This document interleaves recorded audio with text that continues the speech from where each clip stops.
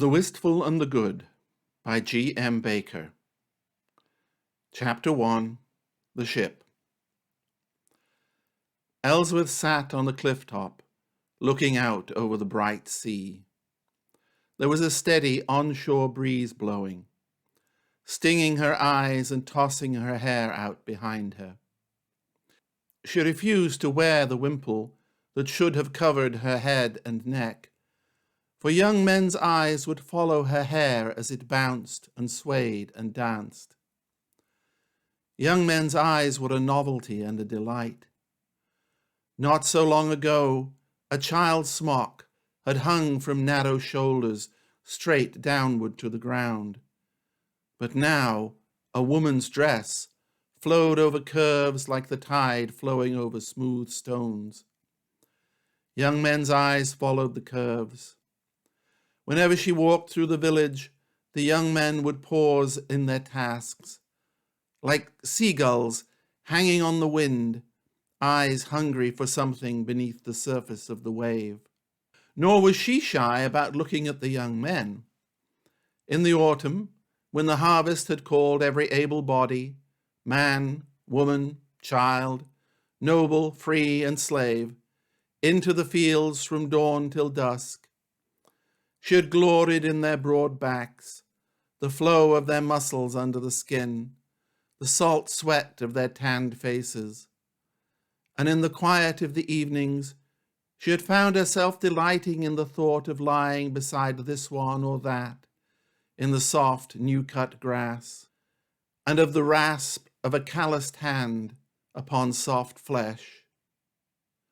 But she was not for them. She was a thane's daughter, and promised long since to an alderman's son. Young men's eyes had no right to follow her. Her thoughts had no right to stray to hard hands or soft grass. There could be no starlit tryst on new-mown hay for her. But the eyes of the young men were not her only delight. From where she sat, her eyes could follow the great curve of the horizon, the restless boundary between sea and sand below, the roll and swell of the tide, the curve of the seagrass bent before the wind. These too were a delight, though the same blustering wind tried to tear her embroidery frame from her fingers and whisk away her threads to catch among the bracken and the gorse. For the 100th time, she glanced upward, and this time, at last, she saw it. A flash of white, far out in the band of haze between sea and sky. A sail.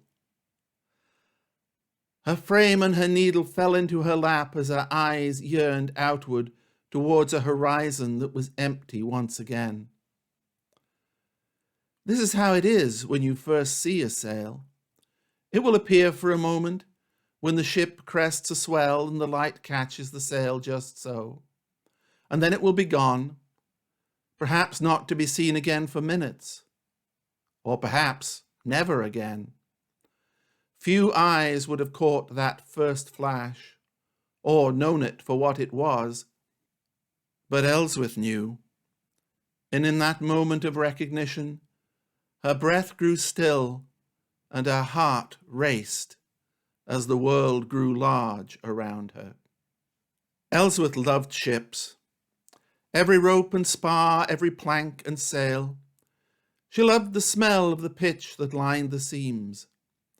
Her eyes followed the curves of a ship. Her hands longed to touch, to follow the rise of the curving prow, the round fullness of the stern. She loved the way a ship cleaves to the swelling of the waves, its urgent energy under the force of wind or oar, its rise and fall as it mounted and drove from crest to trough of the ocean swell. And she loved the young men who sailed in ships, with their strange voices, their hard, strong hands, their red, sea-weathered faces, their sheepskin jackets, stiff with salt and smelling of both land and sea, and the marriage of both. She loved the tales they told of wild rocky northlands with their soaring peaks and deep fjords, of the sun-scarred south, where winters were green and summers brown, and men and women rested on the great verandas of stone-built palaces in the heat of the day. Everywhere they travelled, it seemed, was sharper, more vivid, more extreme than Northumbria, the soft country she was born to, with its low hills, cool summers, and damp winters. Once, as a child, she had asked why they came here at all, to which the answer was, "For trade, my darling, and to see the pretty girls." At which she had pouted and said, "But you always leave us behind." And they always would leave her behind, for her fate lay elsewhere, in the alderman's hall in Bamborough. As the wife of Drefan of Bamborough, she would rule over a great hall and host kings at her table. And yet, one glimpse of a sail, and her heart was soaring over the horizon and away. Again a flash of white. She rose, letting her embroidery frame fall into the work-basket at her feet. She shaded her eyes as she strained at the horizon. A square white dot danced into view along the line between sea and sky. She took an anxious step forward, careless of the nearness of the cliff edge. Her right foot caught her work-basket and sent it tumbling over the cliff face toward the distant sands below, threads of green and gold and blue scattering to the winds. What was it? Anglish? Pict? Norse? It was a Norse ship she longed for. But it was also Norse ships her father feared. The ship she longed for was a broad-bellied trade ship. The ships her father dreaded were long ships, ships of war. Nothing but a had ever come to their beach. Elswyth had never seen a longship. But the news was that a dozen Norse longships had raided the holy island of Lindisfarne 2 weeks since, murdering dozens and carrying off much treasure and many slaves. A home in Twyford was only a day's ride south of Lindisfarne, and her father, like every coastal thegn, kept anxious watch for Norse ships, though no other made his daughter his sentinel. She longed for a for not only would a bring wine and gemstones and silver to trade for the dull necessities produced by her father's manor, it would also bring new songs, old friends, and tales of Spain. Ah, Spain! Her heart was full of the young men who sailed to Spain, who got drunk on the wines of Spain, who lounged on verandas with the dark girls of Spain. Was this a ship that had been, that would go to Spain? Did it carry men who had been, who would go to Spain? For a moment, all the longing of her heart was fixed on Spain. The sail was plainer now, no longer disappearing into the haze along the horizon, and sometimes she could glimpse the line of the hull. Whether it was a longship or not, she still could not be sure, but she was certain of its course now. By the quarter it came from and the line it sailed, it was coming from Norway, and it was heading for their beach. Anything on the horizon? Her father asked. She had heard him coming up along the cliff path, while her eyes had stayed fixed on the horizon. She could always tell his footsteps. An old wound made him favour one leg, and she could hear it in his steps, a slight scuffling as his right foot rotated mid-step. "There," she said, pointing to the square white dot that at that moment danced into view along the line between sea and sky. "Where?" he asked, cupping his hands around his eyes as he gazed out over the sea. "You won't see it yet, father," she said.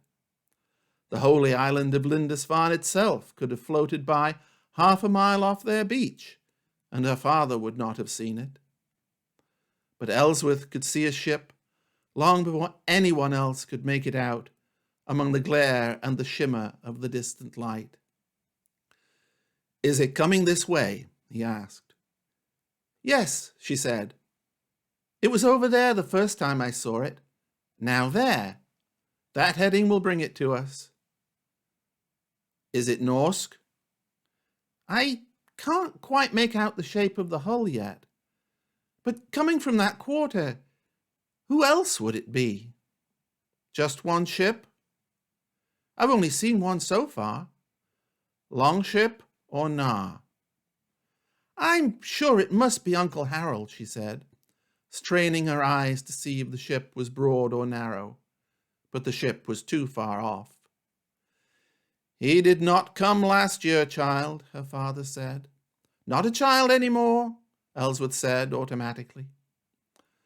"He has come spring and autumn every year since you were a bairn. But last year, not at all, and not this spring. He never did come in high summer. By this time of year, he should be in Spain." "I can see the hull now as it crests." "I do think it's his ship. It must be Uncle Harold." "You're sure it's just one ship?" She searched the horizon again, shading her eyes against the glare of the bright sky and the sting of the onshore wind. "I see no other ships," she said. "Then if it is not them, if it is a long ship, I can at least meet them strength to strength," her father said. "Today you've proved yourself a good sentinel, child." "Not a child?" "I will go down and call the men from the fields. Run and find me as soon as you're sure who it is." He bent and kissed the top of her head. She turned and embraced him swiftly, her soft cheek brushing against his stiff beard. She was alarmed suddenly, and she could feel a touch of panic in her father as he pulled her to him. "If it is a long ship," he said, "tell the first man you see and send him to tell me. Then go to the hall and get your mother and your sisters and the other women and get them up the road as fast as you can. And find someone to ride to Alnwick with the news." "I ride myself," she said. "No, child." "I'm not a child. I can ride as fast as anyone, and it saves time if I don't have to find someone to go and tell them the message and then tell them again because they didn't listen properly the first time. I need you to help your mother." "Why take a man from your battle line when I can take the message?" "Even if you're not a child, the road to Alnwick is not safe for a woman riding alone." "There hasn't been a brigand seen on that road in 4 years, father." "Aye, but it was a poor harvest, and these are famine months until the next harvest is in for any man who didn't take proper care. There are desperate, hungry men about. If I meet one, I will shout out that there are Viking chasing me. The fox does not steal the wolf's supper." "I don't have time for this argument." "No, you don't, father. So don't be stubborn." Her father raised his eyes and implored heaven with outstretched arms. "All right, you may ride.